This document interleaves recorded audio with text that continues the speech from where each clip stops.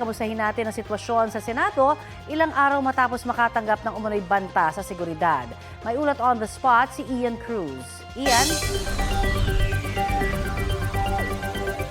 Yes, Connie, sa mga sandaling ito ay mahigpit pa rin ang seguridad na ipinatutupad dito sa Senado kasunod nga ng natanggap na banta dito sa mataas na kapulungan ng Kongreso. At Connie, bandang alas 6 ng umaga kanina nang dumating dito ang may tatlong truck ng mga pulis. Higit na mas marami ito doon sa mga nakita nating mga pulis na idineploy dito sa Senado kahapon. At ayon nga kay NCRPO Director Police Major General Anthony Aberin, patuloy ang threat assessment at pagbabantay ng mga otoridad kasabay nga ng nakuhang banta sa Senado. Sarado rin mula kaninang alas 8 ng umaga ang Jokno Boulevard sa direksyon patungong Senado.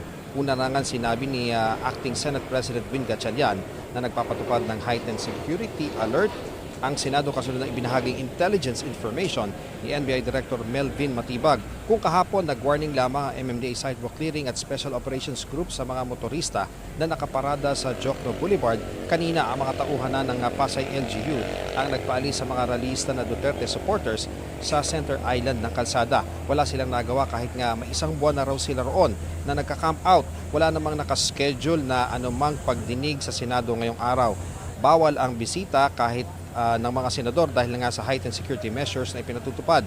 Ngayong araw sanang Huwebes, ang muling pulong ng Cayetano faction kasama ang 18 nagpakilalang dating tauhan ni dating Congressman Zal Dico ayon sa tanggapan ni Senador Rodante Marcoleta.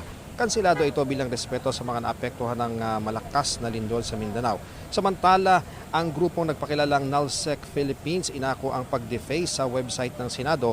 Minomonitor daw nila ang nangyayari sa gobyerno kaya dapat ito maging tapat at huwag pagsilbihan ang personal na interes o dinastiya. Under maintenance ngayon ang official website ng Senate of the Philippines.